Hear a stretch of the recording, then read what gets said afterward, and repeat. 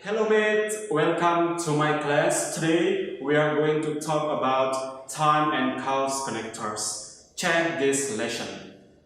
Skill 7. Time and cause connectors.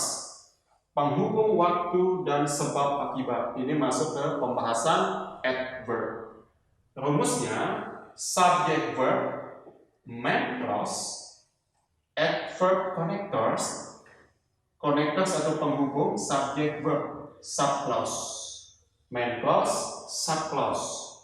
Yang kedua, adverb connectors, subclause, koma, subject verb, main clause.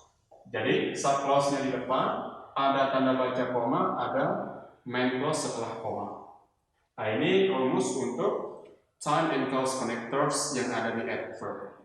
Anggotanya time, ada after, ada as soon as, once, when, as, before, since, whenever, as long as, by the time, until, while.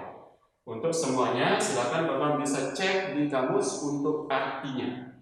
Cause itu anggotanya ada as, now that, because, since, sama in, as much as.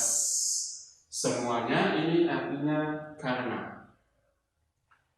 Contohnya, ada dua kalimat. Teresa went inside because it was raining. Kita akan analisis Teresa sebagai subjek, when-nya sebagai verb, inside adverb.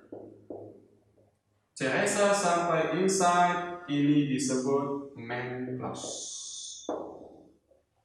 Because conjunction, it subject was raining sebagai verb. Because sampai raining disebut subclause anak kalimat, posisinya di tengah.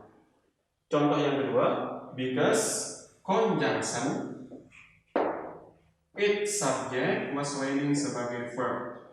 Because sampai raining subclause, wajib ada koma. Teresa went inside, Teresa sebagai subjek, went sebagai verb, inside adverb. Teresa sampai inside main clause. Oke, sekian untuk pembelajaran kali ini. Thank you so much for watching this video. Have a nice day.